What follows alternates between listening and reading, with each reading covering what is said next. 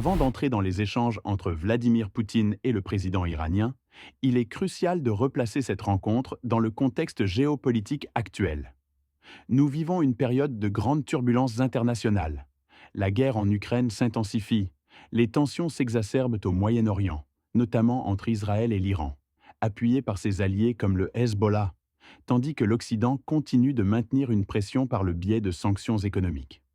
Face à ces défis, la Russie et l'Iran renforcent leurs liens, consolidant une alliance stratégique qui prend une dimension nouvelle. Cette rencontre marque une étape clé de leur coopération, allant du soutien militaire à une collaboration économique et politique accrue. Pensez-vous que cette alliance pourrait redéfinir les rapports de force dans des régions stratégiques comme l'Ukraine ou le Moyen-Orient? Quelles pourraient être les répercussions sur les tensions avec Israël et l'OTAN? Partagez vos réflexions dans les commentaires.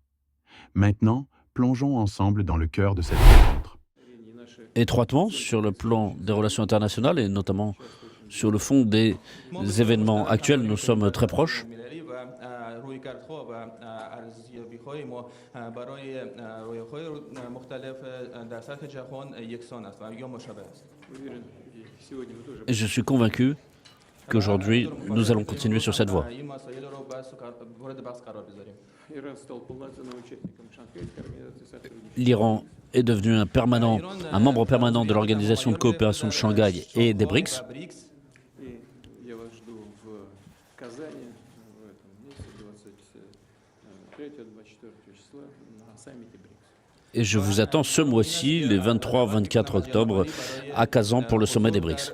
اجلاس سران بریکس در شهر قازان در 22-24 اکتبر. И у нас тоже запланировано Et nous aurons aussi une rencontre bilatérale. نظر گرفته شده است. Я очень рад еще раз возможности с вами. Encore une fois, je suis très heureux d'avoir l'occasion de vous voir. خوشحالم از این فرصت دیدار دو جانبه. منم خوشحالم که خدمت شما میرسیم و فرصتی پیش اومد که اینجا با شما دیدار داشته باشیم. Je suis très heureux aussi d'avoir cette occasion de pouvoir vous rencontrer aujourd'hui, همونجوری ici. که فرمودید ما ارتباطمون با کشور شما صمیمانه و ارتباط راهبردی است. Comme vous l'avez noté, nos relations sont sincères entre nos هم از deux نظر pays. اقتصادی هم از نظر فرهنگی هم از نظر اجتماعی این ارتباطات روز به روز داره تقویت میشه و قوی‌تر میشه. Et nos relations dans tous les domaines, sur le plan économique, social, culturel, politique, ne font que s'améliorer. خداوند با اراده‌ای که در رهبر عزیز انقلاب وجود داره و باوری که ما داریم اصولا باید خیلی سریعتر، قوی‌تر و محکم‌تر خودش رو پیدا بکنه و شکل بگیره.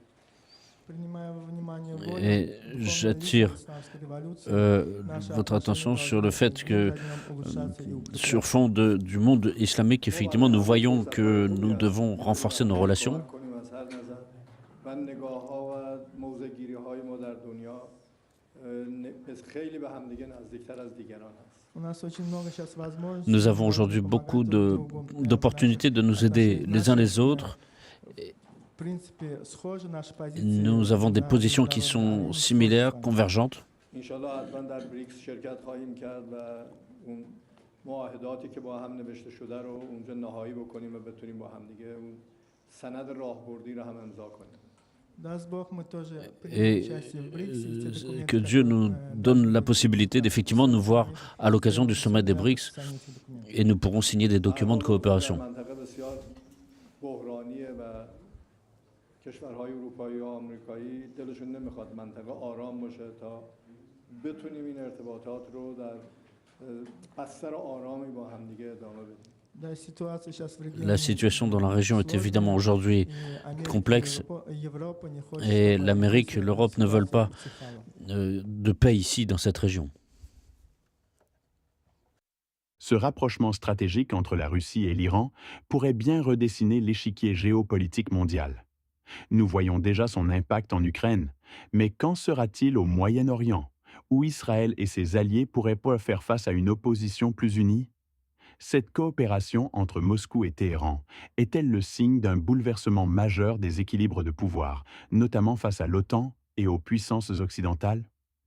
En s'unissant contre les pressions occidentales, la Russie et l'Iran envoient un message clair. elles ne se laisseront ni isoler ni intimider. Mais cette alliance va-t-elle au-delà de la simple opposition aux États-Unis et à l'Europe?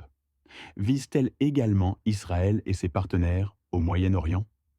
Pensez-vous que cette coalition pourrait changer le rapport de force dans des conflits comme ceux en Ukraine ou au Moyen-Orient? Et surtout, quelles conséquences cela aura-t-il sur la stabilité régionale et mondiale? Vos avis sont essentiels pour comprendre les enjeux globaux de cette alliance. Alors, pensez-vous que l'OTAN et Israël devraient s'inquiéter de cette nouvelle dynamique? Ou bien cela pourrait-il rééquilibrer la scène internationale? Partagez vos réflexions dans les commentaires. Et alors que la Russie et l'Iran consolident leur alliance, l'Ukraine, de son côté, lutte pour maintenir le cap dans sa guerre contre Moscou. Tout récemment, le président ukrainien Volodymyr Zelensky s'est rendu en France pour présenter son plan de victoire.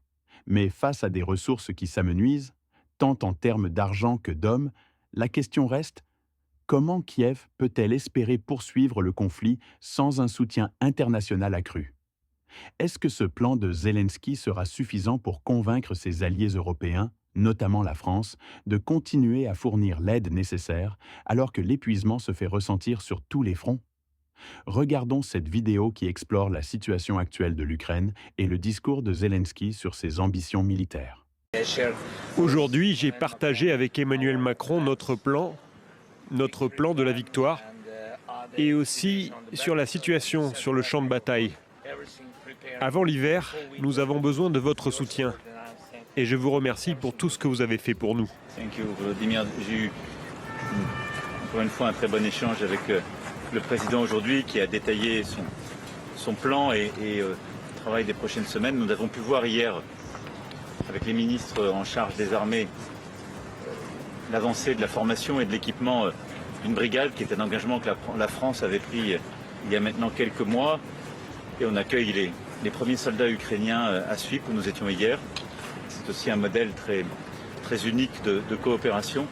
Et je veux ici redire le soutien de la France à la résistance ukrainienne face à la guerre d'agression russe.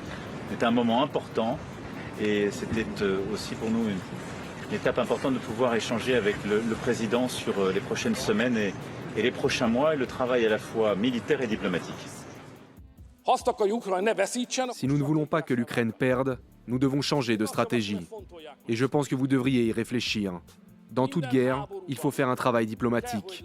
Nous avons besoin de communication, de contacts directs et indirects. Si nous ne le faisons pas, nous nous enfoncerons encore plus profondément dans la guerre et la situation sera encore plus désespérée. De plus en plus de personnes mourront. Et avec cette stratégie, nous ne trouverons aucune solution sur le champ de bataille. Je pense donc que nous devons défendre la paix. Nous devons nous concentrer sur un cessez-le-feu et créer une stratégie différente. Sinon, nous serons tous perdants. Nous assistons à un moment critique de l'histoire géopolitique mondiale. D'un côté, une alliance stratégique en pleine construction entre la Russie et l'Iran, avec des répercussions potentielles sur les conflits en Ukraine et au Moyen-Orient. De l'autre, une Ukraine qui tente de rallier un soutien international face à des défis colossaux. La question est, que signifie cette évolution pour l'équilibre global des forces? Pensez-vous que l'alliance entre la Russie et l'Iran va redistribuer les cartes face à l'OTAN et Israël? Ou bien l'Ukraine, avec l'aide de ses alliés, pourra-t-elle tenir le cap et repousser l'influence croissante de Moscou et Téhéran? Votre avis compte.